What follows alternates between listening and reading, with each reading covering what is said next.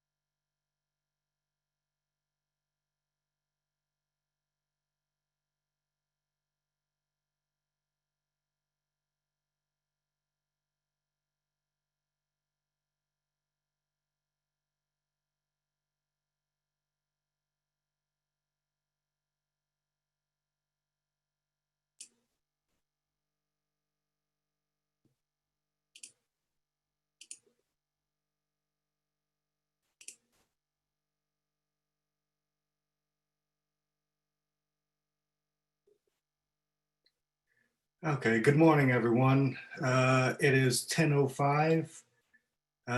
We're still waiting on about 10 or 11 people to join the meeting, but we are going to go ahead and get started.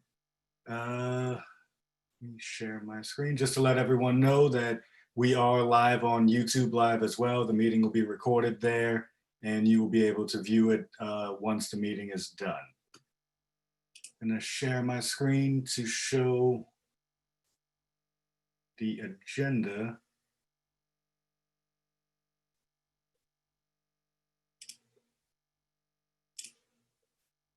Let's see.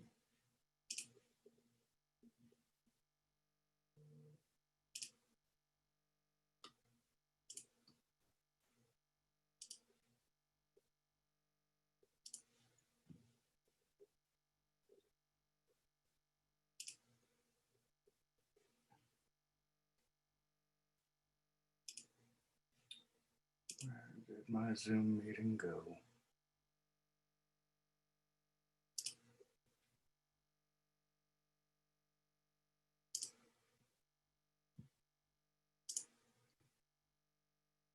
Okay. They've changed the setup.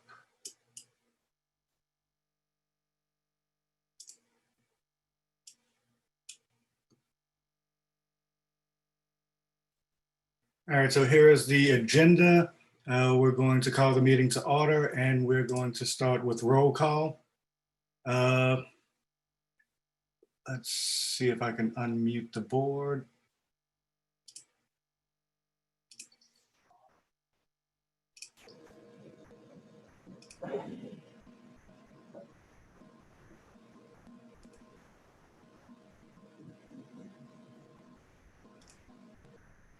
Okay, Brian Jordan, President. Velma Johnson, member at large. Parker, member at large. Mr. Parker, I think you had to do something to your audio last time, so it's not so hot. Okay, let's see what I can do to. Okay, Brian Jordan, President. Velma Brenda Johnson, Hogan, board member. Parker, member at large. Mr. Parker, you had to do something to your audio last time, so it's not so hot. Yeah, I'm trying to correct that now.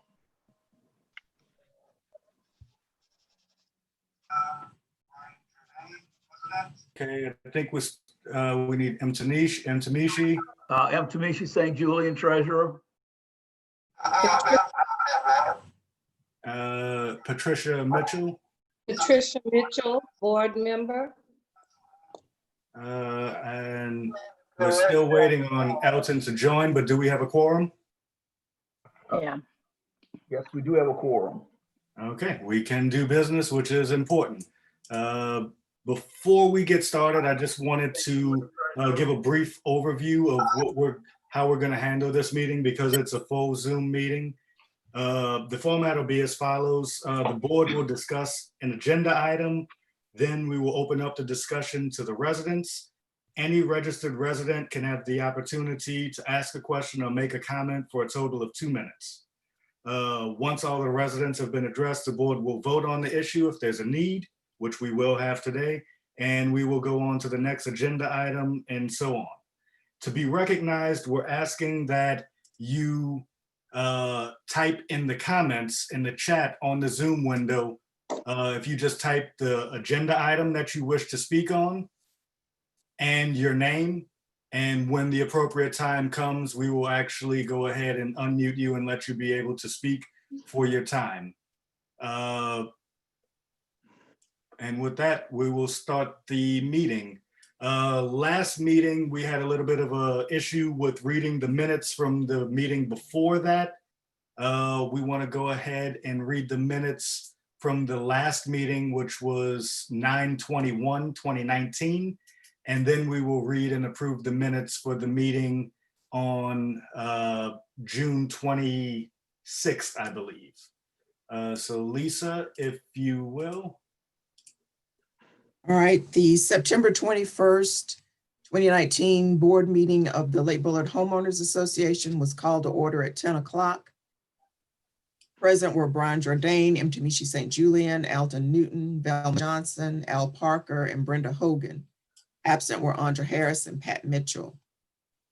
The new business covered election of officers, which included Brenda Hogan and Alfred Parker.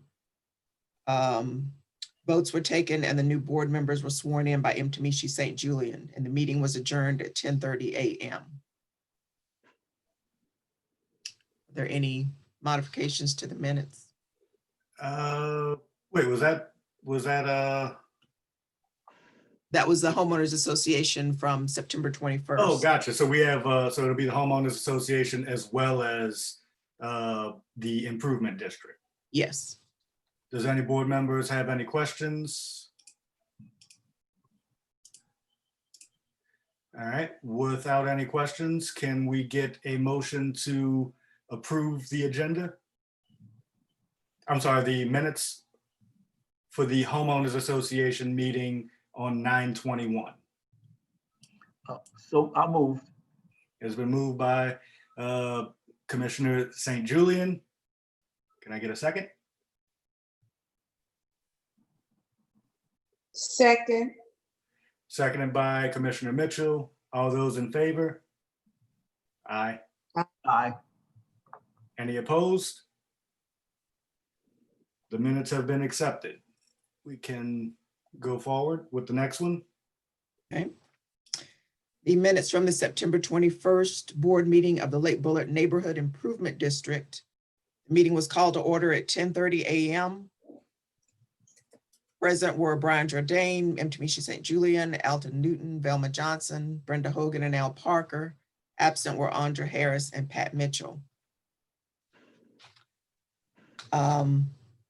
Votes were taken and the new board members were sworn in by M. Tamisha St. Julian as commissioners. The agenda was modified to add a presentation by the State Senate District 97 candidate Joseph Bowie. The SEAL Chief Rowe gave an update, providing the security phone number, which will be added to meeting notices. SEAL reported that the Lake-Bullard subdivision is safe with very few crime activities.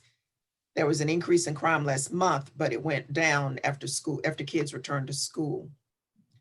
A Lake-Bullard camera at Stillwater is coming. Door hangers will be distributed with security company information. Nottaway and Waverly have lots of bike traffic after dark. And in the future, residents may be able to report incidents on the SEAL website. A pie chart was provided showing the number of incidents occurring in Lake-Bullard from April 1st, 2018 to September 20th, 2019. With security cameras update, Andra Harris was chair of the security committee and Brian Jordan will now take over. Any resident with a Lake-Bullard issued camera on their house must sign an agreement with Lake-Bullard. Cameras will be distributed based on the number of specialists. Number of specialists.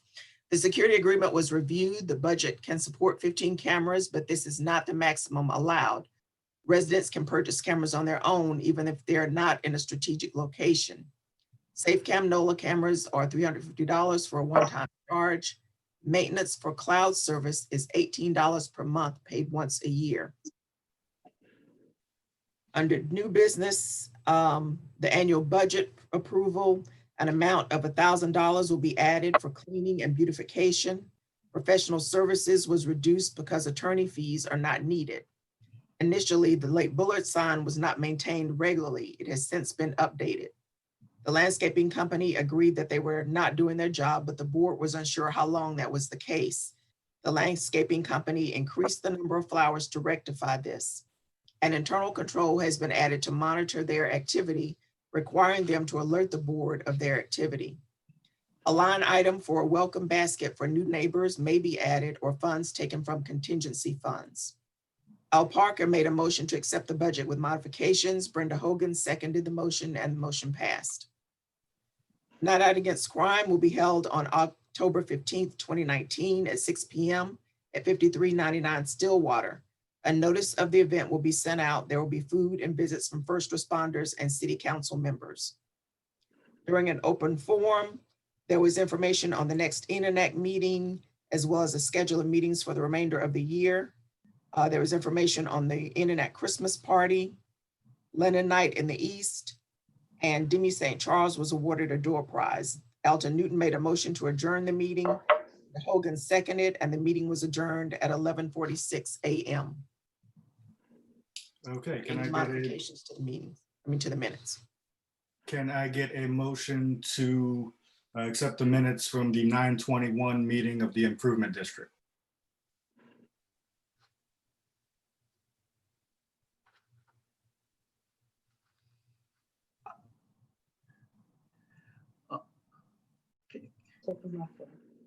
Brian, can you, I think Al raised his hand, but is there a way to unmute? Yes, where is Al? Yes, go ahead, Mr. Parker. Yes, I make a motion that the minutes be accepted. Necessary modification. It's been moved by Commissioner Parker. Can I get a second? It's been seconded by Velma Johnson. All those in favor? Aye. Aye. Aye. Any opposed? And the minutes are approved. So now we can go to the minutes from the previous meeting on 6/27. The June 27th board meeting of the Lake-Bullard Neighborhood Improvement District was called to order at 10:12 by Brian Jordan. All commissioners were present, none were absent. 15 attendees attended via YouTube Live. Written minutes from the previous meeting were not available at that time, and Brenda Hogan made a motion to table the reading of the minutes until the next meeting. It was seconded by Velma Johnson, and the motion passed. New business covered proposed bylaws. M. Tumishi St. Julian reviewed the proposed bylaws that were made available via email, and copies can be requested via email with comments emailed to noellaservices@gmail.com. The bylaws will be voted on in the August meeting. Questions regarding the bylaws were submitted and responded to.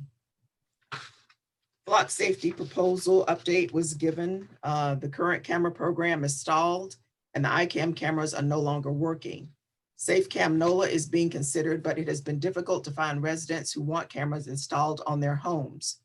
Others expressed initial interest, but were later unable to be contacted. 5 cameras were needed in strategic locations, but only 2 were identified. Funds are still available in the budget for the camera initiative. A short video from Flock Safety, a company that provides cameras to track license plates, was provided. The company will install cameras on poles on public property and use solar power and wireless internet, so no resident supplied power or internet is required. The downside is that people could still access the subdivision on foot and not be tracked. The cost for cameras at all entrances would be prohibitive, but possibly a combination of license plate readers and conventional traffic cameras could be used. Questions regarding the camera program were submitted and responded to. The next topic was the 2021 budget resolution, which was given by M. Tumishi St. Julian. The amounts are similar to what was proposed for 2020. The budget will be voted on in the August meeting. Andra Harris offered to update the website, and questions regarding the budget were responded to. The security update was given by Chief Reginald Rowe from SEAL, who commented on crime in the neighborhood, which he said is down.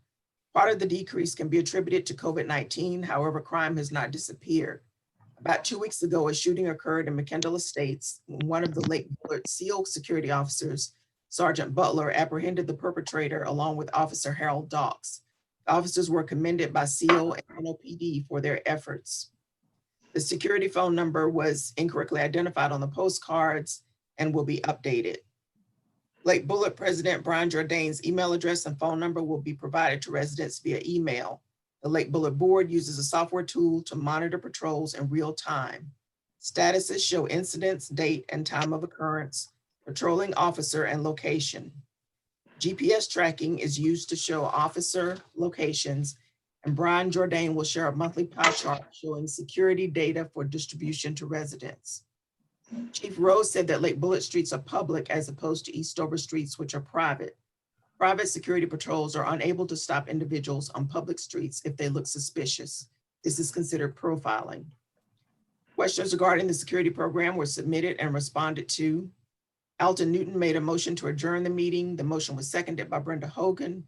The motion passed and the meeting was adjourned at 12:19 p.m.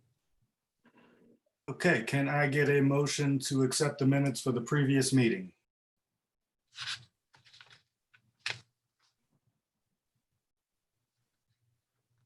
Brian, you have them all muted, so they can't say anything. Actually, everybody, all of the board members are unmuted, except Velma. I see 3 of them. There we go. There we go. I move to accept the minutes. Hogan and Wharton. Brenda Hogan is not unmuted either. Gotcha. It's been moved by Commissioner Johnson. Can I get a second? Second. It has been seconded by Commissioner Mitchell. All those in favor? Aye. Any opposed? Nay. Miss Wharton, she's still muted. who's opposed? No, I said Wharton is muted. Okay, let's see. Ms. Wharton, do you have a question about the minutes? You can unmute yourself. There she goes. Okay, I just did. I'm sorry? I just unmuted. Yeah, did you have a question about the minutes? No, I didn't have any, I didn't have any questions. Okay. All right, well, the minutes have been approved. To go on to the next agenda item, before we do that, actually, last week we discussed flock safety, and I know we had a lot of questions. So I actually asked Mr. Ferguson with Flock Safety to join us so that he can speak a little bit about flock safety and we can actually have some questions answered, but that's not on the agenda.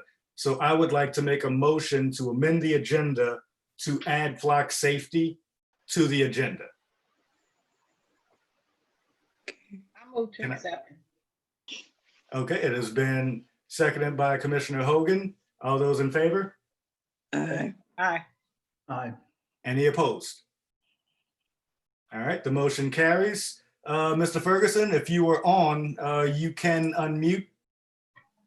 I'm here. I appreciate you letting me crash the board meeting this morning. No problem. Those of you who I haven't met yet, my name is Chase Ferguson. I'm over here in Atlanta. I work with Flock Safety. I actually got the chance to chat with Brian a couple weeks back about some of the crime in the neighborhood and how Flock Safety can help. And so I wanted to speak a little bit about that, but again, just offer up, some Q&A for the board. What we have, and of course, what we read in the minutes are, we've got some license plate reading cameras in order to provide better evidence for law enforcement, in the event of car break-ins or package theft or illegal dumping or all sorts of things in the area.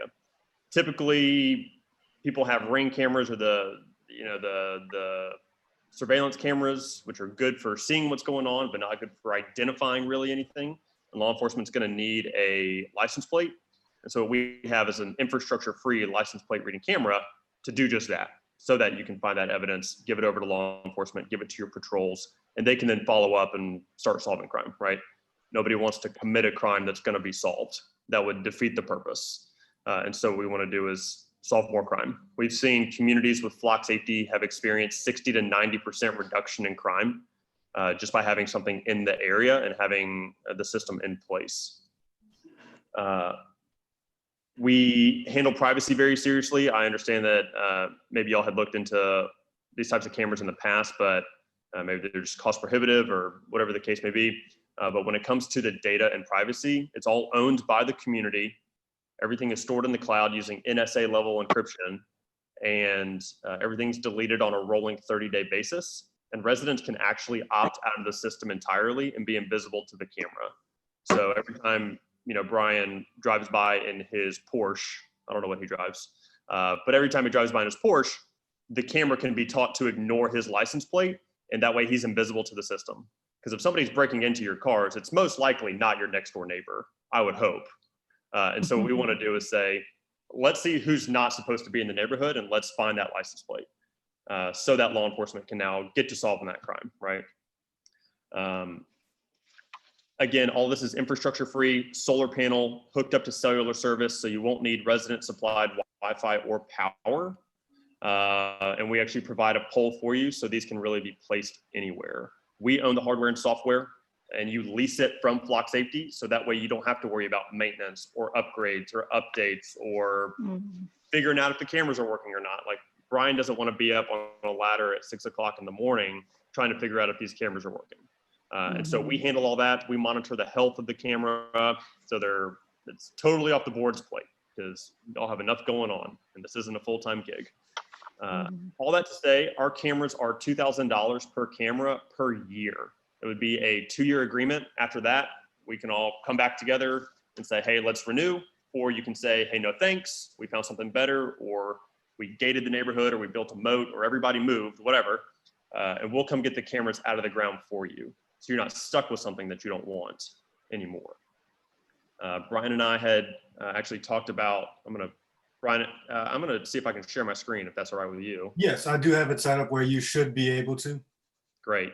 So Brian and I had a conversation a while ago. Days kind of run together during a pandemic, but say it would be a little cost prohibitive for the community to put a camera at every entrance. I understand you're spending a good chunk of change for patrols and of course beautification and things like that. So it might be cost prohibitive, but we came up with 2 locations that probably see the most traffic. One here off Stillwater, and then this one down here off Waverly. Now, again, I'm not married to these locations. We can move them around if we want, but this is going to be a first go round, and we would get anybody driving in. We also have the ability in our cameras to send real-time alerts to law enforcement. If these cameras see like a stolen car or an Amber Alert or a warrant out for arrest or somebody associated with any other crime, things like that. New Orleans PD would have to agree to receive those alerts. We can't just send them willy-nilly, of course, but that way they have the ability to prevent crime from even happening in the first place. Somebody drives in with a stolen car, they're not just, driving by Brian's house for lunch, they are on their way to commit some sort of crime. So we want to be able to prevent crime before it even happens. And so, again, we talked about Waverly and Stillwater. Again, we can kind of figure that out if we want to add more, move these around. I'm not married to it, but that would just be a quick, a quick first glance here. So I want to open it up for, I'm going to quit sharing my screen here. I want to open it up for questions. I understand this isn't the first time that we've all spoken about this. Obviously, Brian has provided some information. So are there any questions about the system that I can answer here while we're all together? I have a question. So it's Wi-Fi that's going to be doing the signal. Have you guys run into any issues with people being able to jam the Wi-Fi? Yeah. Great question. So we actually hook these up to cellular LTE service like AT&T or T-Mobile to push to the cloud. So there's no Wi-Fi and therefore no jamming of the Wi-Fi. Okay, so well, that's good to know. Yeah, so we put a SIM card in the back of the camera and hook it up to AT&T, T-Mobile, whatever we need to, just like your cell phone. Okay, and you say you can use your own pole. Is it cheaper if we use a pole that we've got, or is it more expensive to have one of your poles? Great question. So we provide 2 poles. They come standard on a 6-foot pole, so the camera's about 6 feet off the ground, and that comes wrapped up in the cost. Between you and me, that's eye level for a lot of people, and seems a little low, if I'm being honest. And so we can put it up on a 12-foot pole for a one-time cost of $250, just to cover shipping down to New Orleans. Now, if you own your own pole, absolutely, we can put it on that one and save you, a footprint. We don't have to call 811 then to worry about utilities. So do y'all own poles there at the entrance?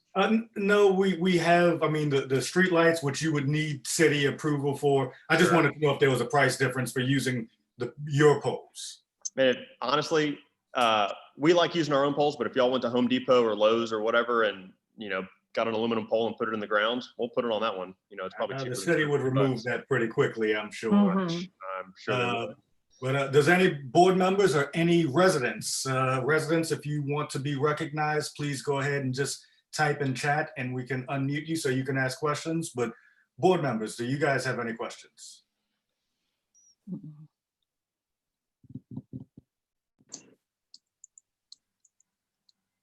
Okay.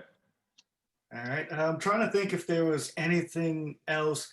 So I hate to ask this one, but the $2,000 per camera per year, that is a firm price, I'm curious.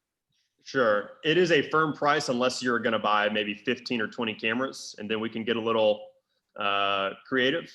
I'm happy to sell you 15 or 20 to get the price break, but I don't think we need it. But for like the one-off cameras, the 1 or 2, yeah, that's a firm price. Okay. Mr. Aaron Jordan has a question for you. Mr. Jordan, you're unmuted if you want to go ahead. Yeah, my question was, you said the cameras could recognize if a car was stolen. Sure. How does it know that information, I guess? Good question. So we actually integrate with the FBI's national list of stolen cars, warrants out, Amber Alerts, terrorist watch list, whatever. And it comes from the FBI. And so our cameras, they're not just seeing the vehicle, they're actually reading the license plate. And when it shoots it to the cloud, it essentially scrubs against that list and says, is there a match of a stolen car, of an Amber Alert, of a whatever? And if so, then it sends an alert to law enforcement, either by text or email or to their dispatch center, however they would want to receive that alert. So it happens automatically. Okay, I see Mr. Rowe, Chief Rowe has a question. You can unmute yourself. Chief? Yes, how y'all doing, everyone? So, you were saying about picking up stolen vehicles. One of the issues that we have in New Orleans is that vehicles are not reported stolen in a timely manner. So if a vehicle is stolen, the gap, like it is usually stolen overnight. And so they normally take the plates off of their vehicles. So of course, that's a whole nother situation. But as far as the police being dispatched, our dispatch time for the police to come out is really long, just on normal calls. So stolen vehicles are not a high priority to the police department. The highest priority will be a homicide or maybe a crime that's taking place at that very moment sometimes. What do we do about the vehicles with no plates? I believe you muted yourself, Mr. Ferguson. There you go. You can. I think it was, yeah. So it's a great question. Our cameras are motion activated, so they get any vehicle that triggers the camera, whether they have a plate, whether they don't, whether it's a temporary tag, anything. So in the event that, let's say they stole the car and 10 minutes later they go commit a crime, right? And it's not reported stolen in that time, of course. When it does get reported stolen and it drives back again, now law enforcement can start to pinpoint multiple crimes associated with that stolen car and say, oh, this stolen car was in, Lake-Bullard a week ago, and in that time it's been reported stolen. They now get a hit from another flock safety camera or one of their traffic cams or whatever they've got, and can now start to pin it around and put the dots together, if you will. So yeah, I mean, if they steal a car in 10 minutes and break into your home and nobody reported it stolen, flock can't know that. Right. So are y'all cameras are integrated with the cameras that they're using for the city now, currently? So our cameras right now are a standalone system. We have some contacts at the real-time crime center, I believe is what it's called. Yeah, it is. And we're working on getting that. They've got some sort of Genetech integration. And so we're working on pairing that up. And so, of course, we would have to get their permission to send those real-time alerts. But we do it all over with multiple law enforcement. I mean, Baton Rouge is another one, East Baton Rouge Sheriff's Office, a couple parish offices out there and things like that. So it is coming. We don't integrate with like the tollway roads, or the tollway cameras or anything like that, or the traditional CCTV cameras on the corners. So it's a standalone system because we're not in the business of surveillance. We're in the business of solving crime. And I guess I'm asking that question because without your cameras being integrated with the city real-time cameras, the correspondence of information would kind of be off a little bit. And, I wanted to speak on behalf of all of the members for Lake-Bullard because we want to make sure that if the cameras can't correspond with the real-time crime cameras, there's going to be a delay in information, if it makes sense to what I'm saying. I hear you. Only if it's a stolen car, and I'm sure not every crime that is committed in the HOA is, from a stolen vehicle or things like that. So that is one of those things where it's a cherry on top and how we can continue to prevent crime. But again, what happens is when we solve a crime, the criminals then tell their neighbors and their friends, say, hey, don't go into Lake-Bullard. Let's go across the street. Let's go down the road because they've got flock and this other HOA doesn't. So if we can start to solve crime, prevent it, keep criminals out altogether, that's how we've seen, 60% countywide up here in Atlanta. I mean, there's a county that experienced 60% reduction in crime across the entire county. Now, do you have any neighborhoods that you're currently using flock in New Orleans? We do. I don't have that off the top of my head though. And I can't tell you which ones because then of course, if you want to go commit a crime, you know how to get around the system. right? Mhm. So, but yeah, so I can take a quick peek here if you'll just bear with me. And if you could get that information to President Jordan, that would be great. Because we would just like to see the rate of all. I can actually see the numbers the numbers have reduced in that community, because we all know that crime is different in different cities. It's actually Sure. different in different parts of our city, and Absolutely. there are different crime trends that are different in parts of our city. But one of the biggest issues we have is car theft in the city of New Orleans. All right, that's affected every community in New Orleans. And so we want to make sure before this investment is made into this community that it can actually be an asset to the residents of Lake-Bullard. So that's why maybe we can get with George Brown over at the Real-Time Crime Center and see how fast you guys can integrate your systems with their systems. So I'm happy to do that. The caveat to that is the systems. The benefit is not only tied into the Real-Time Crime Center, right? It's providing evidence so that when the patrols, right, are on one side of the neighborhood, and you know, you probably can't be everywhere, being able to provide evidence and know who is in the neighborhood so that you can follow up and solve crime. The Real-Time Crime Center integration is essentially a cherry on top, and is useful. But I mean, we have thousands of cameras, and I think 30% of them send those alerts. Because so 70% is just for evidence, and customers see the benefit of just having that as well. So, and just a suggestion, I hear you. if we can get George Brown to have, who's over the Real-Time Crime Center here, if we can get him to have access to your system, you know, it would be a benefit. So I think that you need to have that conversation with him first. And I'm pretty sure he won't have a problem with the integration of it. That way, you know, because it's additional eyes for the Real-Time Crime Center. If you guys can integrate, I think this will be wonderful for the residents of Lake-Bullard. So I have a question, and also there's a resident who's got a question. But do you have a sample of what the video looks like? Because you say it's motion activated. Will it pick up a person walking? Because a lot of the crimes in our neighborhood sometimes are kids walking down the street. Sure. Would it pick them up as well? Great question. So our cameras, like you said, are motion activated. And then, sorry, I think there's a little bit of feedback. Anyways, yeah, so this is what the system will look like. You can sort by images with plates and images without plates. So you want to look for vehicles or everything else. So with the plates, you'd be able to see the license plate as well as details of the vehicle. The tag is red for you here. And then our cameras are smart enough to know that this belongs to a brown Lincoln car, or that this is a white Toyota van. So that if something does happen, you can start to filter down and say, hey, show me everybody or show me only specific vehicles.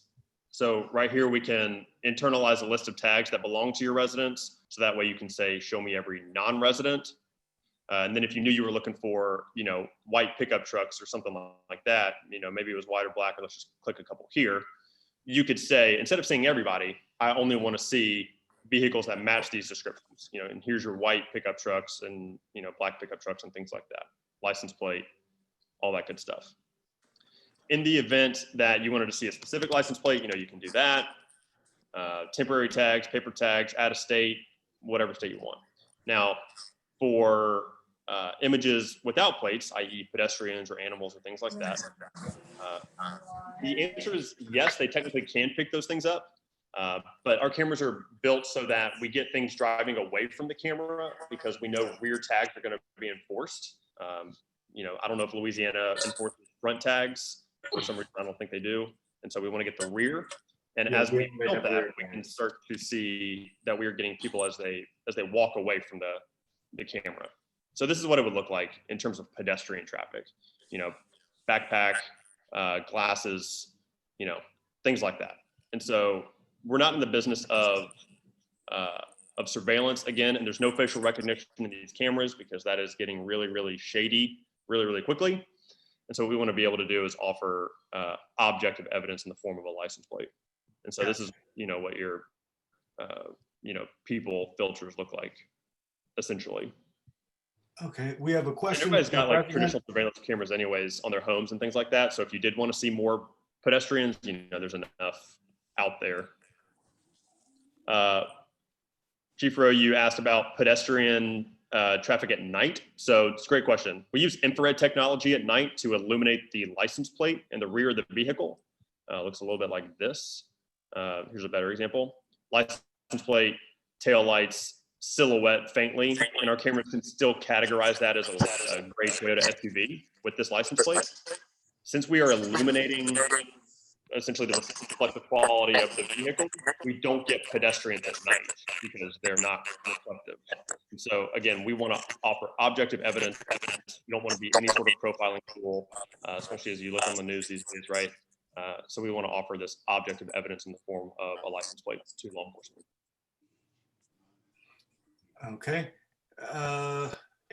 Let me unmute. So we have a resident who's asking how, if at all, the city proposed ordinance regulating camera and license plate readers. You're unmuted if you'd like to actually read your question. Bertha?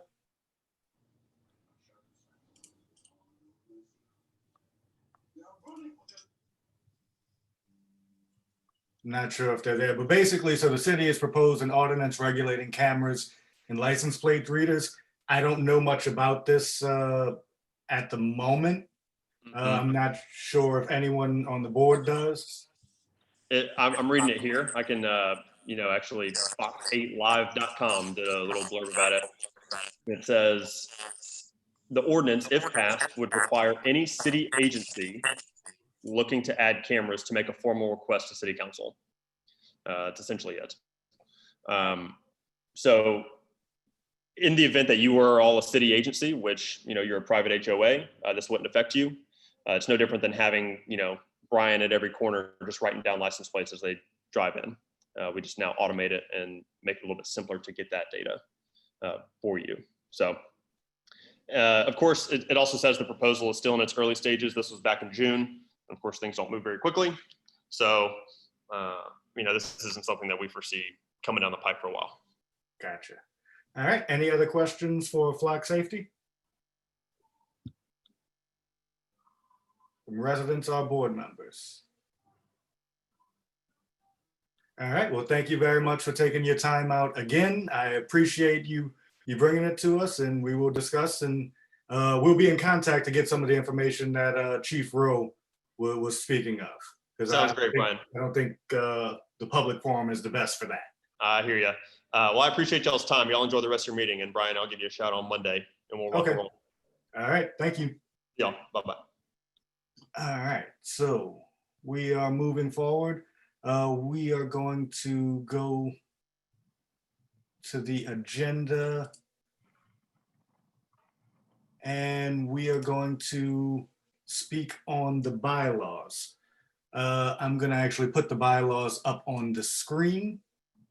And M. Tamishi, would you like to take the lead? I know we've discussed them in the last meeting, and we've received some requests or some ideas for changes, and we've got a new, I guess, a new version. So I'm going to go ahead and share my screen. I gotta put the bylaws up first.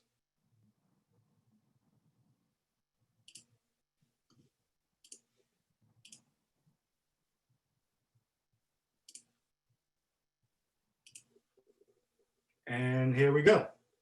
All righty. This is not a new version. This is just the same draft of the joint bylaws that was presented at the last two meetings, if I'm not mistaken. The only difference is that there were some ideas presented since the last board meeting, and what I have done is put them in and highlighted them in yellow. So if we can move to the yellow version in terms of the election, what happened is that we had in the last edition, the board divided into two for purposes of putting the board up for election. But in reviewing the original revised statutes 339080 when the district, the improvement district was created by law. The intent was that every 3 years, a board member would serve as a commissioner for a 3-year term. So in order to facilitate that, we divided the board by their terms of office. Now, the reason why we're going through this right now is because of Katrina and the changes of board members and the changes of secretaries.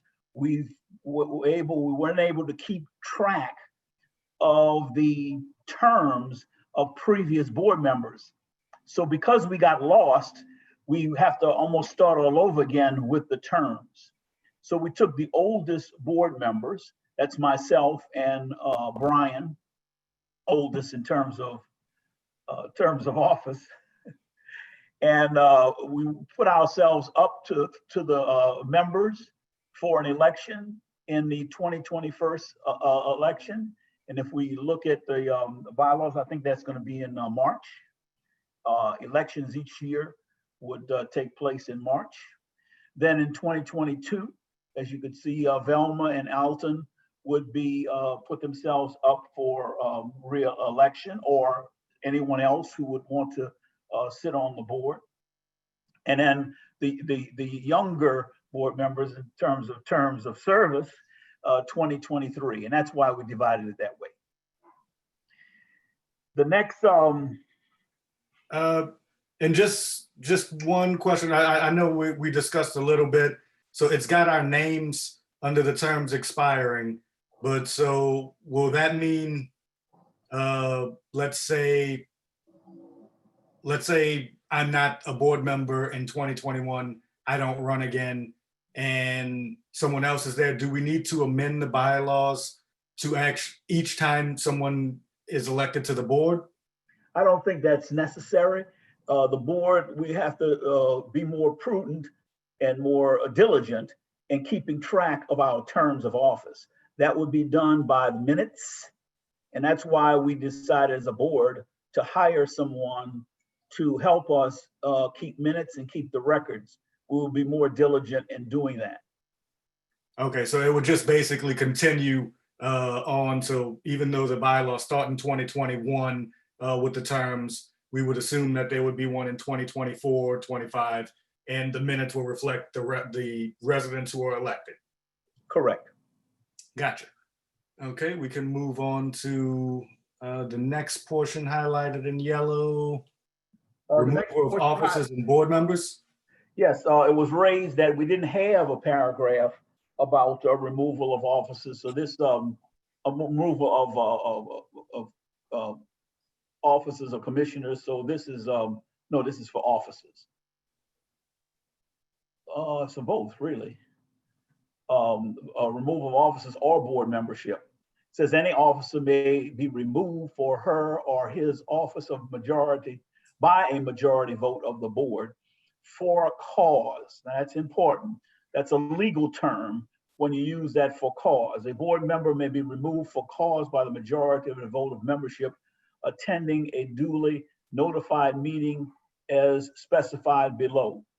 The term cause is you just cannot come up with a majority rule that says, oh, we don't like this person anymore, and that person can be removed. Cause really means there has to be some very, very good reason. This person is not really properly fulfilling the duties, or has been negligent in some form or fashion in fulfilling the duty, and that's what the term cause means. So a board member or an officer can be removed for cause, not for any reason. All right. The next portion that was changed under the block captains. Yes, there was under the block captains, there was a recommendation that we kind of identify the streets. And because we have two of the streets that are quite lengthy, it was recommended that we put at least two for having two captains for those streets.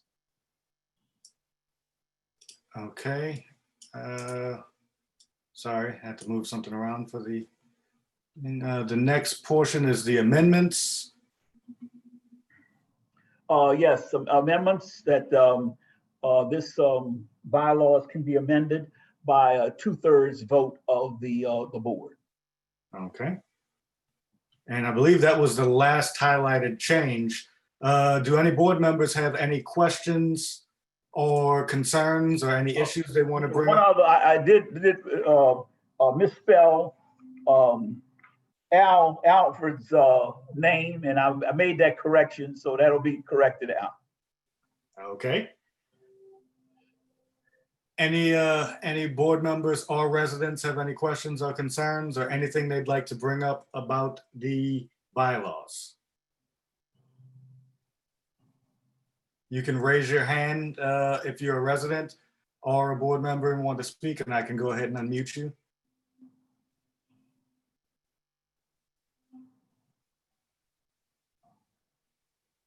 Okay, if we do not have any questions, I would like to entertain a motion to accept the bylaws. Brian, Yes, sir. hold on. Since the board is acting both as the board of the Lake-Bullard Homeowners Association, as well as the board of the Improvement District, let me make a recommendation to make it clear, and I hope the minutes will reflect this, that there's going to be a vote of both organizations, and let's do this twice. Okay? Okay. So do we have to suspend the rules to open the Lake-Bullard Homeowners Association meeting? Yes, I think so. I think we sent a notice. The notice is a notice for both meetings. So we need to do what we need to do is there needs to be 2 separate minutes. Gotcha. And so formally, I think the proper way to do that is to let's have one meeting, complete that one meeting, then open up the other meeting. So I guess you're right, since the budget is just directed to the budget is the budget of the Improvement Association. You are correct. We can suspend the meetings, formally open the meetings of the Lake-Bullard Homeowners Association, make that vote on the bylaws, and then we can close that meeting and then reopen the meeting of the Lake-Bullard Neighborhood Improvement District. All right, everybody got that? All right, so I'm going to make a motion that we suspend the rules so that we can open the Lake-Bullard Homeowners Association meeting to vote on the bylaws. Can I get, actually, I need a motion to do that. Would someone like to motion? I see Delma's hand. Delma. Okay, it has been moved by Commissioner Johnson. And can I get a second? Brenda. Seconded by Commissioner Hogan. All those in favor? Aye. Any opposed? And the motion carries. So we are now in the Lake-Bullard Homeowners Association meeting, and I would like to entertain a motion to approve the bylaws as read with the changes made since the last meeting. Can I get a motion? It has been motioned by Commissioner Johnson. Can I get a second? Seconded by Commissioner Hogan. All those in favor? Aye. Aye. Any opposed? And the motion carries. Now we need a motion to adjourn the Lake-Bullard Homeowners Association meeting so that we can continue with the Lake-Bullard Improvement District meeting. Can I get a motion? I'll motion to adjourn the Lake-Bullard Homeowners Association meeting. It has been moved by Commissioner Parker. Can I get a second? I'll second it. I didn't see who that was. I'll second it. Oh, Commissioner Newton. It has been moved and properly seconded. All those in favor? Aye. Any opposed? And we are now back in the Lake-Bullard Improvement District meeting. And now, as Mtamishi has said and suggested, we need to go ahead and approve the bylaws for the Lake-Bullard Improvement District. So I would like to entertain another motion. Velma, you would make that motion so we can have on the document the same. And Brenda, you're going to second that motion? Thank you so much. It has been moved and properly seconded by Commissioner Johnson and Commissioner Hogan. All those in favor? Aye. Aye. Any opposed? All right, moving right along to the 2021 budget. All righty. I'm going to put that up on the screen as well so we can discuss it. I'm getting faster at this. All right. Mtamishi? All righty. I'm gonna go down to, I'm just gonna scroll down to the meat of it, because as you said last meeting, all of the beginning part is the standard language we use. Correct. The budget is essentially the same budget as was last year. The only difference is I took $1,000 off of the cameras because we didn't really spend money for the cameras last year. So you can see camera security signs. I put $500 in the contingency, and I put another $500 into postage because as we have meetings, we are sending more and more notices out of meetings by mail, so therefore it's necessary to put that line in. Other than that, all of the line items are identical to last year's budget. Okay, I'm gonna stop sharing my screen for a moment. Does anyone have any questions regarding the 2021 budget? Again, you can raise your hand in the chat or you can type a question in the chat box, but any board members or residents?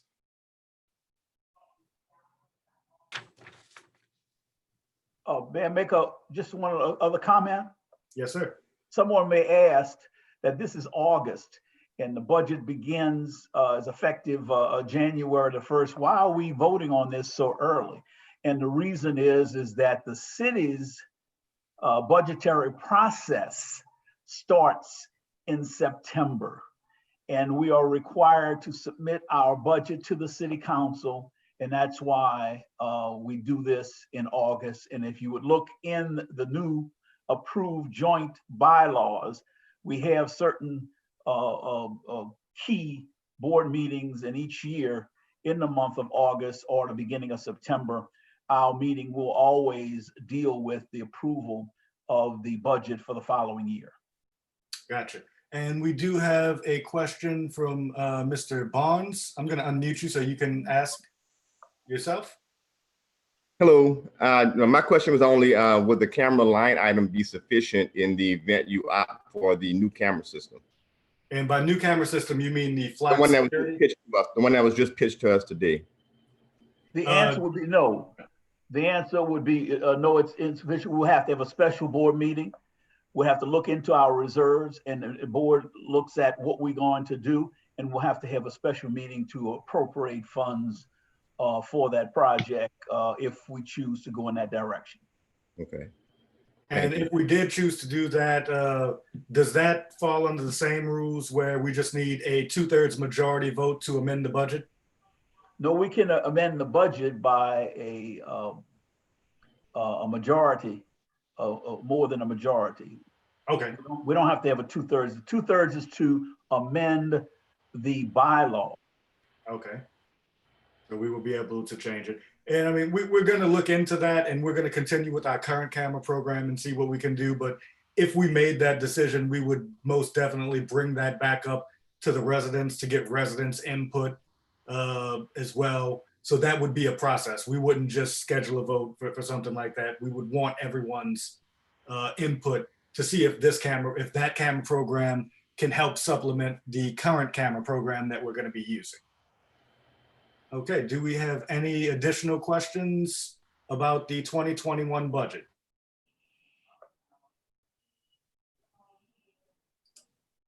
All right, with no more questions, I would like to entertain a motion to approve the budget. I'll motion that we approve the budget as it is. Okay, it has been moved by Commissioner Hogan. Can I get a second? It has been seconded by Commissioner Johnson. All those in favor? Aye. Aye. Any opposed? And the budget has been approved. And if I understand that correctly, we need signatures from the motioners, the seconds, as well as myself before we can submit it to the. No, the only thing we need is your signature. Oh, I'm the, okay. I'm gonna just list, I have to list everyone's name who voted for it. We will put that in it because it needs to be specified on the motion, the resolution that's gonna go to the city council.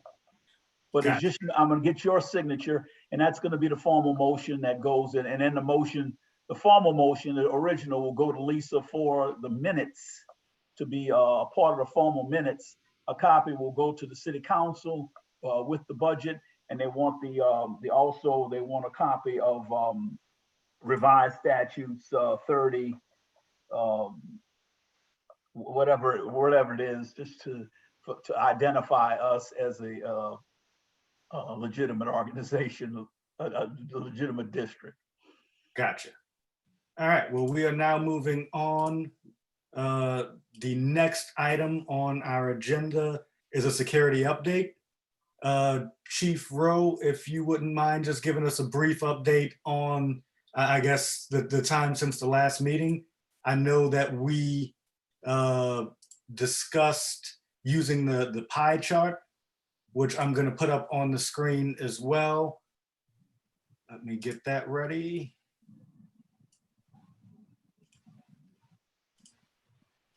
All right, showing the most recent crime chart, and Chief Rowe, whenever you're ready.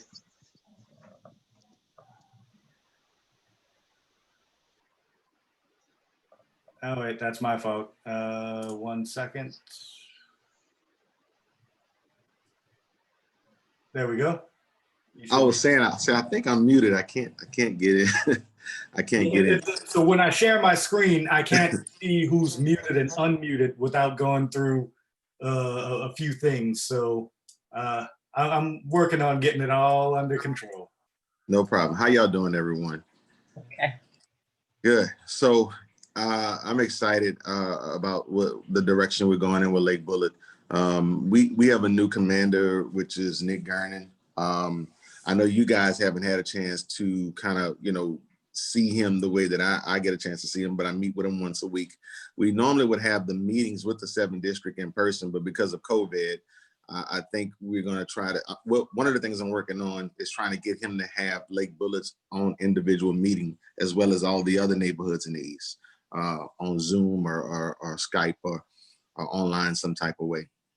But we have adjusted our times in Lake-Bullard. I can't tell you what the times are, but we have now some daytime patrols as well as nighttime patrols. We've been getting a lot of praises for that, because people who are home during the day, they feel the comfort of knowing that security is there in the daytime as well as overnight. So what we did was we just split the hours. So for budgeting reasons, we haven't added any hours. One person said, well, are you guys here 24 hours? And the answer was no. The answer was no, but it feels that way. So they see us in the day, and then they also see us at night now, and we adjusting those hours. Thank you, Brian, for allowing us to do that and put that strategy in place. And it's been an awesome strategy that we've had there. And so we try to fill those hours where we know NOPD manpower may be the shortest. And when they have the heavier manpower hours, that's the hours that we're not there. We as an organization want to thank Lake-Bullard for allowing us to put these strategies in place, and they have been working. So have y'all seen the officers during the daytime yet? Yes. I know I've seen them a lot during the daytime because that's primarily when I'm out. So Okay, okay, great. And then they're also there overnight still, so they're not just working daytime hours. They're on both sides. But I know, Brian, I think we had 3 break-ins in the neighborhood since our last meeting. Those break-ins took in the hours that we were not there, but we was able to give that information over to NOPD. And once we gave that information over, NOPD stated to us, the new commander stated that he would start making passes during those hours more in Lake-Bullard. He assured me of it. So if you guys don't see an NOPD unit passing through the neighborhood, that's some feedback that I would like to get from you guys, because that was a promise that was made by the commander. okay, and I also do want to say, so we did have 3 break-ins, and we had 2 that happened within the last 7 days. I want to encourage our residents to make sure that you do call NOPD when there is a break-in. I know it happens. It does happen a lot, and some people are, oh, well, NOPD comes out, they don't do anything, but we need it reported for the stats. Basically, we need to be able to say, hey, we've had this many break-ins in Lake-Bullard, we need more resources. If you don't call, then they can justifiably say, well, you guys don't have much crime, we don't need to send more patrol officers to you. So we need those stats as well. And also with the new crime camera program that we currently are using, which we're going to talk a little bit more about in a minute, then the cameras that we do have installed will spin up. NOPD won't have to ask residents for video. It will automatically go to the crime center. So I just want Brian, I'm going to work with him to get that that integration with George Brown too. Yes, I appreciate that. And we have to work together on, like I said, the safe cam programs. I'm gonna have to get some more signatures from the residents who have opted in and who have had their cameras installed already. In order for it to go to the crime center, they have to sign something for the city of New Orleans. Yes. But I just wanted to remind people, call the police, even if you know they're not gonna come out in 10 minutes, or they're not even gonna investigate. We still need that stat. We need to be able to say Lake-Bullard had 10 break-ins. This justifies more police time in the area. Without that, they justify that we don't need the more time. So please tell everyone, if something happens, please call the police. Brian, I want to ask, what are the new hours that they're patrolling? That is not public. Oh, okay. Yeah. All right. And the break-ins, are they home or cars? These were car break-ins. Yes, car break-ins. All right. We have no home break-ins. Okay, good. Yeah, knock on wood. Yeah. But we can speak about generalities with the hours for the patrol, but we do keep that away from the public to make sure that the criminals don't know what times. But that went into effect on the 1st, and we'll make an announcement when it goes back to completely overnight or whatever it goes to, but we won't give the actual hours. Okay, Mr. Barnes, I'm gonna unmute you. I see you've got some questions. You should be able to unmute. Hello, I'm home in the day more than I normally would be because of the pandemic, and I have seen the security in the daytime, which I appreciate. I really like that. However, I have not seen NOPD neither at night nor or during the day. I've not seen an NOPD unless they're undercover. I have not seen one. Well, that's the reason why I need everyone's feedback in the neighborhood about that, because it was like I said, it was a promise that was made by the commander that he would have an additional unit come during the hours that we had the last break-ins that took place. So if you can give me that feedback, I'll meet with him on next week and let him know, hey, the residents have not seen those mobile patrols come through. And here, let me say this, guys, even though they have recruiting classes that are coming out every year, they never talk about the people that's retiring. So it's not an increase in the department that's taking place. It's like a shift that's taking place, all right? When 50 guys retire, they may have a recruiting class of 20 or 30 people. Well, that still doesn't cover the 50 that, that is retired. Right now, of course, publicly, they're not going to say if they only have 2 or 3 people working per shift, but ideally, that's kind of how it's been going lately. All right, Mr. Malter, I'm going to go ahead and unmute you and you can speak.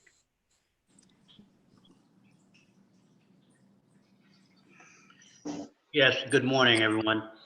The question is concerning the knowledge of the patrol time, day or night. It seemed like someone else, the board or maybe the commissioners, need to know what those hours are. Not the public, but how about the commissioners? Shouldn't they know what those hours are for patrol? That is already the case. We do have another commissioner who is aware of the hours. She is updated, Commissioner Johnson. She's updated when the hours change. She also has access to the same system that I was showing last week. I'm not sure if you were in attendance for that meeting. Yes, I was. Okay, she has access to the real-time patrols, basically the pictures, the checkpoints, and everything like that. So it's not just me as the president with that information. It is to the board members. And I also have spoken to all of the board members, and if they ever want to know, I can tell them privately, not publicly, like you said. So what you're saying, if I'm understanding that, the board members, including the commissioners that are in my focus right now on the board, they know what those hours, patrolling hours are? One additional commissioner knows the hours. When we voted, only one. When we voted to accept seal, we actually voted to make it so that only 2 members of the board would have that information, but the rest of the members of the board can request that information. Got it. They're not prohibited from getting it, but they don't get the updates that Chief Rowe gives Commissioner Johnson and myself. They can request it though, and they would never be denied it. Okay, I understand, Brian. My concern is that I'm also retired and I'm an outside person. Nighttime out, daytime out, working in my yard, just paroling the front of the division here. And I rarely see patrol officers coming through. I'm up 3, 4 o'clock in the morning often, and I don't see the visibility. I assure you that they are. I mean, if you've got any specific dates or times, I can look into that. But have you seen them during the day recently? No. You haven't seen them during the daytime? I have, usually around 5:30 to 6:30 in the morning, and that's it. Okay, because I've been seeing them around noon, 1. I've seen them just leaving to go to Walmart. I see them patrolling during the day quite often. And Mr. Eddie, what we'll do is we'll make sure that our staff pass by your home more frequently as well. Brian, would you like to poll the residents via email to see if they've seen anyone? Yeah, we can do that as well. I will caution everybody that, well, the majority of the hours still are overnight. So unless you are a night owl, like Mr. Malter, you may not see them as much. But yeah, that would be a fair thing to do, to see how often they're actually seen. And again, we do have access to real-time updates of where the officers are, the pictures they take to show what's going on in the neighborhood and things like that to verify. One other question, Brian. When I do see a patrol officer moving through the division, is it just a one drive-by in and out and they're going someplace else? Or should they be driving through on, say, a span of time where I can see them moving multiple times throughout that hour or whatever? Well, they're only staying in the Lake-Bullard subdivision. So they're not driving through to any other subdivision. So you should see them patrolling several times. I don't know I don't know their system for how often they go up and down the same streets. Understand, there's not that many streets in Lake-Bullard. So if they're in the division for 1 hour, and as an example, I should see them pass my street at least 2 or 3 times. I would like to interject with that. Yes. When you say there's not a lot of streets, there's a bunch of parcels in Lake-Bullard. So we want to service every resident in Lake-Bullard. Sometimes the officer will get out, speak to residents. Sometimes the officers get out on foot and walk the neighborhood. So it's not just the vehicle patrol that they're doing. I'm actually out. If you guys didn't know, I'm out there as well overnight. That's why I came into the call a little bit late, because I didn't leave Lake-Bullard till about 6 o'clock in the morning. We realized that car break-ins on the rise again. And so one of the things that I do at no charge, I put myself in the Lake-Bullard neighborhood. This is not, I mean, and the president know this, because if he called me 3 or 4 o'clock in the morning, I'll be in Lake-Bullard. This is not something that we're giving an additional charge for. This is because we're passionate about what we do. And when I make a commitment to a community, I want to make sure that I can give 100% of what I'm doing to make sure that community is safe and secure. And maybe the issue is that I see your patrol car coming through because it's marked and you've got flashing lights, but maybe other security officers don't have a marked vehicle. Is that a possibility? So I'm in an unmarked vehicle, and the vehicle that's in the community is a marked vehicle. The reason I'm in the unmarked vehicle is because most of the times what criminals do, they wait for that marked vehicle to pass. And when that marked vehicle pass, then they say, okay, here's my crime of opportunity. Let me break in this car now since this patrol unit has just passed me. Well, I'm the element of surprise, because when that marked unit passes, we have a strategy set up that when that marked unit passes, I'm not too far away. So if someone wanted an opportunity to break in the vehicle or have it be a crime of opportunity, we're on top of it. All right, thank you for that explanation. Okay. Yes, sir. Any other questions regarding security? I do have a few additional things that I did want to talk to about security. We did receive a complaint about security. Basically, as we said, August 1st was the start of the split hours. And we had a resident complain that they didn't see security well into the night as they normally would. Well, the reason why they didn't see them is because that was the first day that we started doing the split daytime and nighttime hours. So I did want to address that complaint because we did receive that. And I talked to the resident as well, Brian. I just wanted to let you know. Okay, thank you. Yes, sir. But thank you. Let's see. So I did want to talk about the safe cam program that we've been trying to do for quite some time. So we now have 3 cameras that are installed with the safe cam program. As I said earlier, I need to get a permission signed for them so the city can actually, or the crime center can actually have access to that video. Currently, they've only signed to give Lake-Bullard access to that video, but those cameras are up and running. I've spoken to the owner of Epic Tech. I'm purchasing my own camera to put on my home at my own expense.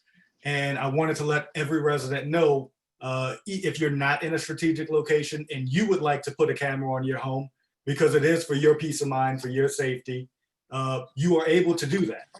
You're not required to give Lake-Bullard access. We would ask that you do, so it can benefit security as well, because security would be able to use those cameras during their patrol. So they may see something and know where to go because of that. But I wanted to let all of the residents know that if you're not in a strategic location, you can add the camera to your home on your own. If you are in a strategic location and you're on this meeting and you would like to have a camera put on there, please reach out to us. We've got 3 of, I believe, 14 cameras installed. So we still have 11 cameras in strategic locations. We've been reaching out to the people in these locations, and because of the pandemic, people don't answer their doors or are not receptive, but we're gonna keep trying because I've seen the 3 cameras that are up now, and I think they're gonna be a really good help. These cameras are not based on Wi-Fi like the previous ones, so they can't be jammed like it's been happening to our previous cameras. They're a better quality because they're, that was 3 years ago we put the old cameras up. So it's a better quality, and it will tie directly into NOPD. So you no longer have to give NOPD a thumb drive or email them a file or find it. They would be able to find it on their own. So it's a good program. I did want to give the update that we now do have 3 cameras up and running. After whatever happens with these 2 hurricanes, I'll probably have mine installed. And if anybody else would be willing to put one on their own home, give me a call. I believe we're getting a discount if you go through Lake-Bullard. So give me a call. Pretty much everyone has my number, but we'll send it out in an email again. Or you can send me an email, or you can write something in the notes and I'll copy it down here to reach out to you. Do we have any questions on the security update or the security cameras?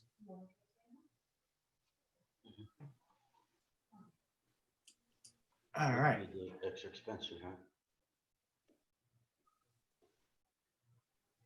I'm sorry, I heard someone say, if someone was asking about the cost, the camera cost is $350 for the camera. That's a one-time fee.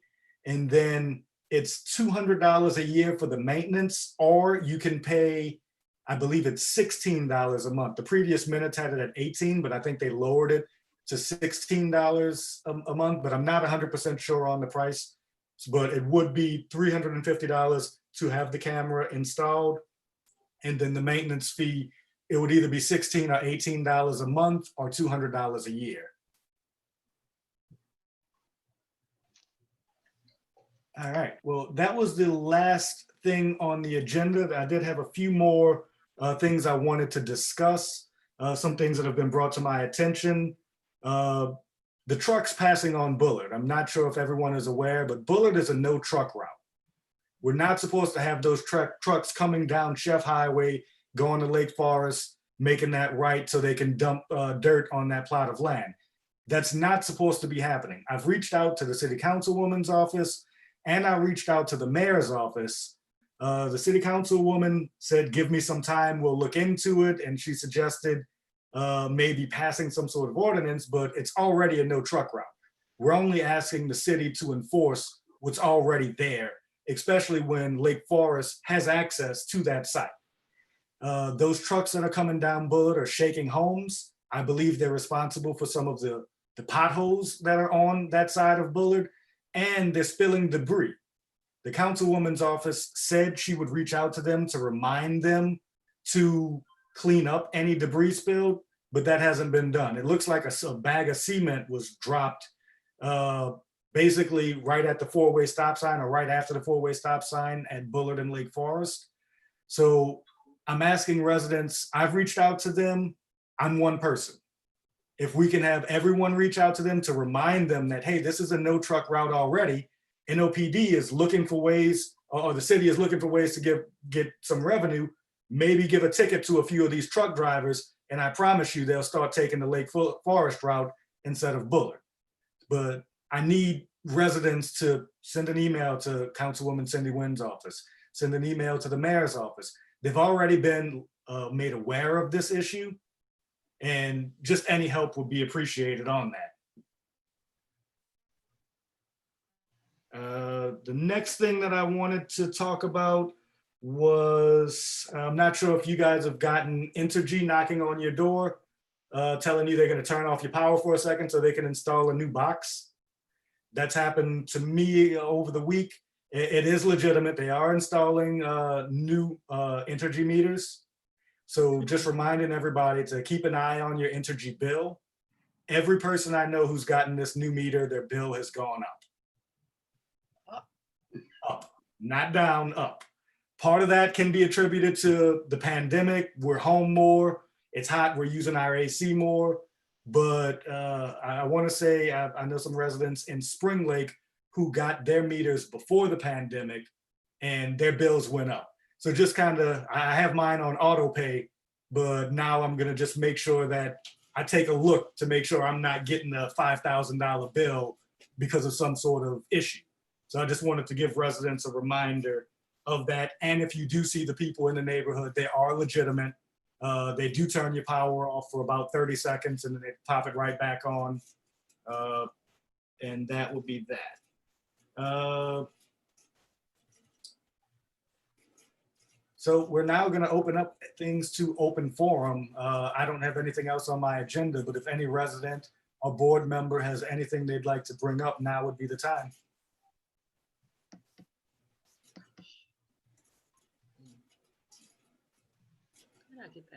Okay, I see Mr. Emmanuel Cole. I'm gonna go ahead and unmute you.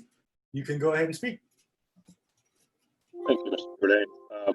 Hi, everyone. My name is Emmanuel Cole, and I live at 5550 Bullard Avenue. I've been in constant contact with Councilwoman Wynn's office about the trucks on Lake-Bullard, the dumping that's going on over behind the Rite Aid, and all of the dirt and the damage to the infrastructure. That has been an ongoing complaint with Ms. Wynn's office. I made them aware that Bullard Avenue is a truck route. I mean, a no truck route, but her office is very dismissive about it. And, you know, I can keep making the complaints, but I need other members to join in as well, as you said. So I'm looking for any support, and I'll keep on them. Exactly, because so this complaint, this is not the first time this has been made. This has been made quite some time ago. Actually, McKendall Estates has made the complaint. I believe Eastover has made the complaint. Lake-Bullard has made the complaint. So this is not a new issue. So when the councilwoman's office says that we need more time, you've had time. So now, instead of just having the presidents of the organizations and a few individuals, having multiple individuals actually contact them to let them know that this is a serious thing. You know, it's messing up our streets, and it's definitely contributing to the debris that's on the streets. Like I said, right now, it looks like an entire bag of concrete was dumped right at that four-way stop sign, and it's just sitting there. And I don't know if it's concrete, but whatever it is, it definitely doesn't add to the value of Lake-Bullard. It doesn't add to the value of the surrounding areas, and it makes it look like we don't maintain where we live, and that's absolutely not the case. So please reach out. I'm gonna reach out again. I thought the mayor's aide was gonna join us, but she didn't for this meeting. I'll reach out to her again on Monday, and I'm just asking again that you guys do the same. Mr. Jordan, you asked to be unmuted. You are unmuted. Yes, has anyone heard about, I heard that Vergers is trying to build homes behind Rite Aid on, you know where Bullard and Lake Forest at? All that dirt and stuff that they've been bringing in. From what I hear, Cindy Wynn know about this.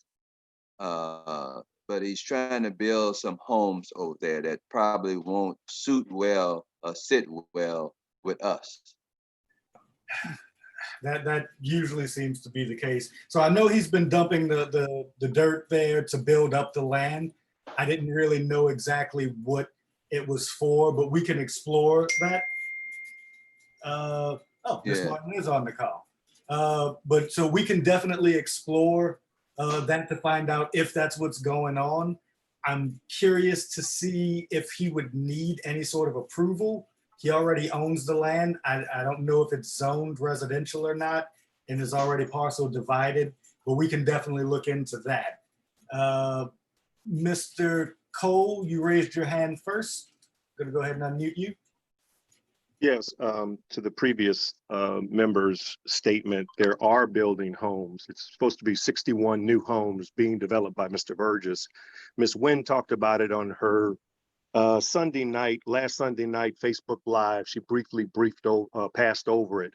I have been contacting Ms.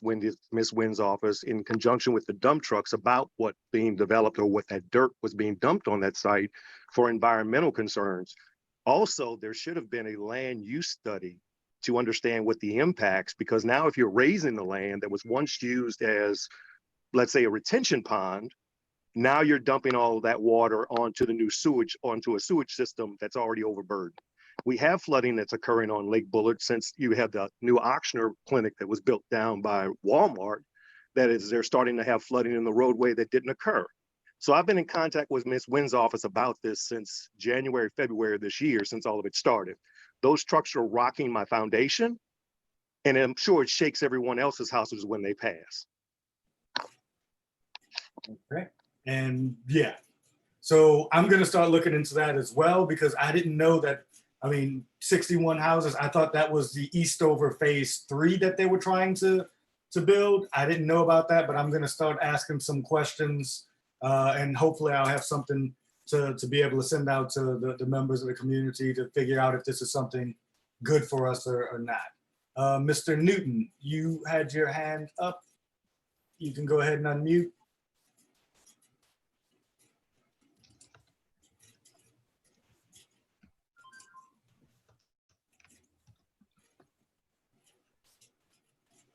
Did you want to say something, Commissioner Newton? Okay. So, Mr. Cole, your hand is up again. Just wanted to let you know that Ms. Nguyen knows fully what's being developed on it, as she stated on her Facebook Live Sunday post, that she just got the draft proposal for what the development's supposed to be. As I've asked her to constantly update me on what those developments are supposed to be, she has yet not released what that's supposed to be. So I just want to let you know that she's fully aware of what's being developed or the type of housing being developed there, because the proposal's already on her desk. Thank you. That's good to know. So what I'm going to do is we have an ENONAC meeting on Tuesday. I'm going to bring this up to ENONAC and see if they've got any additional information. Reach out to, well, we possibly have an ENONAC meeting on Tuesday. There is a hurricane, possibly be there around that time, but I'm going to reach out to them, see if we can get some more information, and also reach out to the councilwoman's office and see if we can find out what's going on, because we don't need, the pandemic is already making it difficult to have these meetings and get outreach to the community. We don't need a surprise development of 61 homes that don't fit our community standards. So we will definitely start with that. Mr. Newton? Yeah, let me try this again. There we go. Can you hear me? Yes. Okay. I was wondering if Councilwoman Nguyen has any numbers that we can contact Sewage and Water Board through, or does ENOC have a committee looked at it? I have a lot of neighbors, and we've been getting extremely large water bills for no apparent reason. I'll see if we can find out that. So the reason that they're saying we're getting, because my water bill is usually about $90. I got one for $180 2 months ago. And I'm like, well, I know that I'm home more, but I'm not using double the water. So what they're saying is they're not sending out meter readers, so they're estimating our bills. And in my opinion, they're doing a poor job of estimating it, because you don't get to double from an estimation. So I know it's hard to get in touch with Sewage and Water Board through their normal means. I'll bring this up to the councilwoman as well to see if we can get their help on this. But contacting Sewage and Water Board would be a good thing. I had one bill, it was 180, and then one bill it dropped down to 75, and I'm like, well, that still doesn't make up for the extra $90 that you charge. So we've got to stay on both our Entergy and Sewage and Water Board bills, monitor them carefully right now, because a lot of residents have been complaining, and they're saying the pandemic isn't allowing them to have the number of meter readers to go out and check things. So we'll look into that as well. Thank you. Ms. Martin, I saw that you are on the call by voice. I'm going to unmute you if you wanted to speak, if you had anything that you wanted to bring to the board's attention.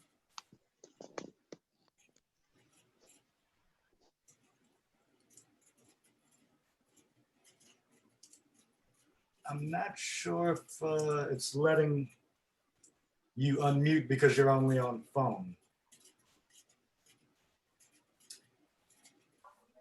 Okay, sorry about that. Mr. Meltzer, you asked about the Mishu project, the apartment complex on Mishu. You can speak if you like. I can tell you that, so this is further down. It's close to Mishu and Chef, so it's quite a distance away from our subdivision. I will say we're not, I know ENONAC is not completely pleased with this, because when they presented this program, they told us that they would not be doing, I believe it's vouchers, and now we're finding out that they are. So they essentially misled, ENONAC in that sense.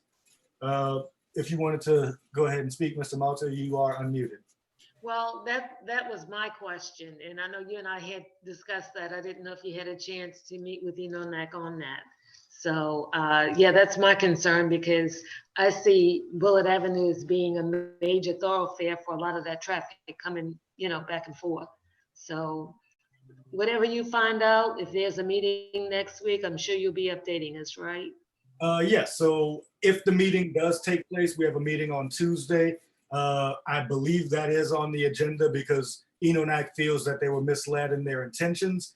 Originally, Enonac was for this development because I believe it conformed to all of the new standards that were set, the square footage standards, making sure that there's landscaping, that it actually looks nice and things like that. But we were told that it would not have vouchers or assistance for living there. We thought it was supposed to be more of a nice apartment, and I don't want to use nice that way, but we were told it was going to be more of an upscale apartment complex, and it seems like that's no longer the case. So I'm going to see if I can have the Enonac meeting sent out in an email to all of the residents if you guys would want to participate in the Enonac meeting to get more information, because Enonac as a body would know more about it. And if you can attend, again, I will, and obviously, Ms. Malta, I'd actually speak with you since we've discussed this and on the phone already. I'll speak to you after the meeting to find out if we've got any recourse we can take since they've kind of gone back on their word. Okay. Thank you. All right, do we have any additional questions? I'm gonna try again to unmute Miss Martin. Let me see if I have,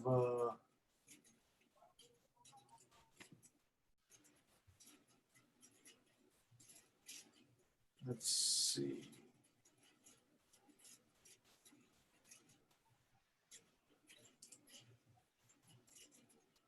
I don't think it's allowing us to. Ms. Martin, would you like to try just signing out and I'll admit you back in? Maybe there's a glitch and I can go ahead and we can try that and I can see if it'll let me unmute you then.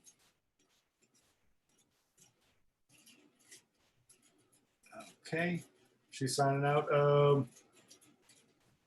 While she's trying to sign back in, the only other thing that I just wanted to reiterate, with these new cameras that have gone up, the SafeCam program, the 3 that we've got now, just wanted to remind residents that Lake-Bullard does not give out footage to residents. This is something that the board voted on as well. The footage is only released via a warrant or a court order, but NOPD has access to the video. I just wanted to remind people of that policy. It's done that way so no resident can impede on another resident's privacy. Since the camera is on their home, we don't ever want to give access to their property without their permission. So I just wanted to reiterate that. Trying to see if Ms. Martin's being allowed back in because she's got a little bit more information about the no truck route. Let me see if I can.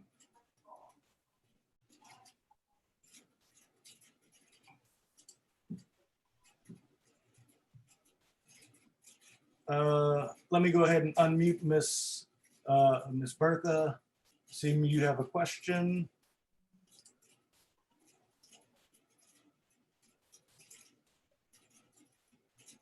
You can speak. You should be unmuted.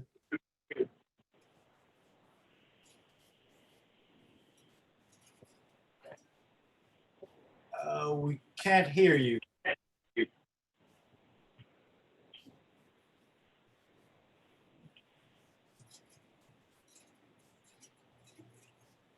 Are you there?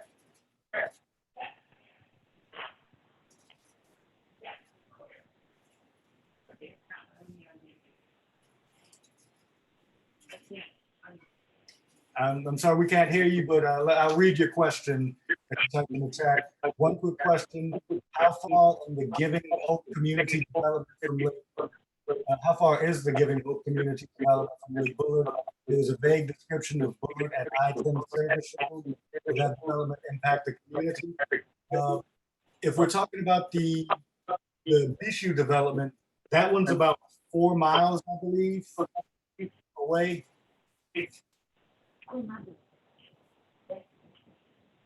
I'm I'm not That was exactly not sure. called Giving Hope, though. Oh, Giving Hope. Does anyone know about that development? I'm not sure.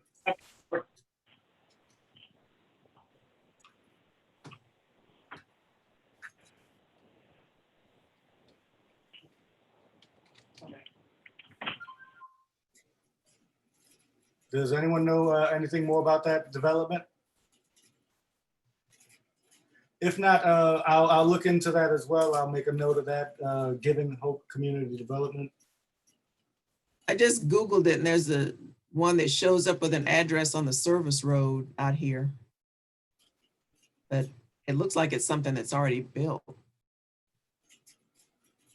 Okay. I'm trying to unmute Mr. Jordan. Yeah, I heard about that as well. Troy Duhon, I think, is one of the guys that's behind this project.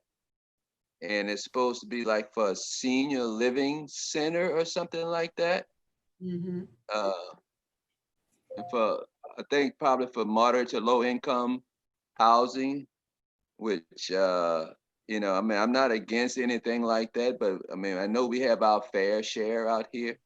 And I think it's right now that area is commercial.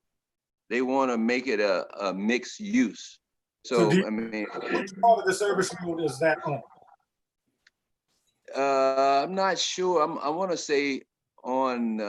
I'm not 100% sure. I'm getting bits and pieces of this. Everybody trying to keep this stuff quiet. Yeah, you know, and they do that because of this pandemic, and that's what's Right. making it hard to, you know, to keep up with all of the different things. Right, but this is something else I know Cindy is aware of as well. Okay, So we will reach out again. And Miss Martin has been able to join with audio now. We can also ask Miss Martin. She is actually, I don't want to incorrectly say your title, Miss Martin, so I'll let you.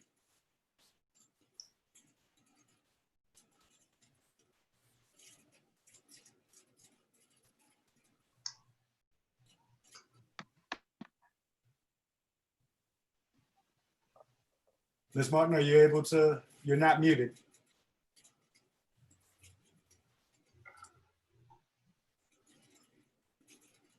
I guess we're just having issues with that. But so I will reach out to the Councilwoman's office about Giving Hope Community Center so we can find out a location as well on that.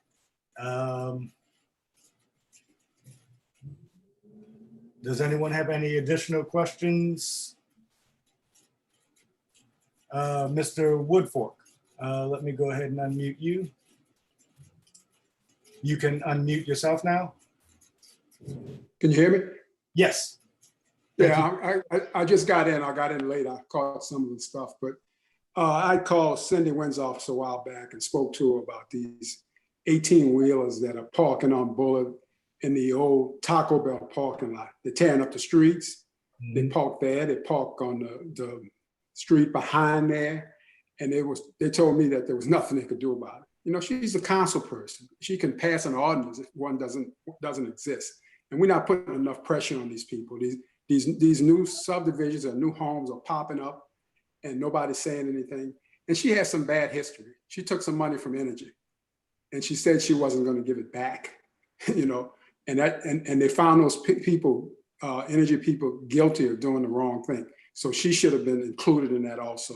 And we, you know, I know this is a tough time because we can't sit and talk and see one another, but this stuff is getting to be ridiculous. You know, there's a on Bullard next to McKendall Estates, there's been a hole in the street for months and months and months with cones, and it's caused a couple of traffic accidents because those people speed down the street there, and when they realize they can't get over to the left lane, they just try to get through and they hit other people's cars. So this stuff is getting to be ridiculous. She's getting people fed, she's doing that stuff, which is important. But these things are important to our community. You know, we get all these new homes, but we get no businesses, none. We lost Lowe's, which was very important to me, and I know it was very important to other people. We have to find a way to get these things done. you know, and it's really frustrating. I'm to the point where I want to sell my home, and I love New Orleans East. I had an opportunity to live anywhere else when I moved back from Seattle, but I moved back to the East, and things are just getting worse. They're not getting any better at all. I agree. And so this is another issue that I'll ask residents to please call the councilwoman's office, to call the mayor's office, let me know parking the trucks in Taco Bell's parking lot, that's not acceptable. A while back, I was told that they were building something there, but that was before the pandemic, and I have a feeling that that's been put on hold. But we need more than just 3 or 4 people calling about an issue. 3 or 4 people is easy to ignore, but if all of Lake-Bullard is calling saying, hey, we need to stop the trucks coming down Bullard. We need to stop the trucks parking on Bullard. Ms. Wynn's office has kind of looked the other way to the trucks parking places that have been upsetting residents in other subdivisions. I know Spring Lake had the same issue off of their service road. They would park the trucks and things that if I did or you did, we wouldn't be able to get away with, others are being able to get away with. So we need the people to actually call and start saying these things in good numbers so that maybe something can be done. Also remind them of the 311 tickets that are out for all of the potholes, because I know all of the potholes in this area have been marked with 311 tickets. So it's not just that the pothole that's on Bullard on the road going towards the interstate. It's there's quite a few. There's one on the other side as well. So definitely, please, I encourage everybody to reach out to your councilwoman's office about these issues so it can have more weight. All right, do we have any other questions or comments? All right, with that, I would entertain a motion to adjourn the meeting. So moved. It's been moved by Commissioner St. Julian. Can I get a second? I'll second. Seconded by Commissioner Hogan. All those in favor? Aye. Aye. Mr. Jordan. Mr. Yes, Jordan, sir. could you give me a call when you get a minute? Get some time? Yes. You should have my contact number, I think. Do me a favor. I don't want you to say it over this. Okay. That's all right. Let me make sure I've got it in my phone really quick before, because I think I do. Contacts. I do not. You have mine. Go ahead and shoot me a text, or you can give me a call once the meeting's over. Okay. All right. Thank you. All those in favor again? Aye. The meeting is adjourned. Everyone, be safe. Have a good day. You too. Thank you.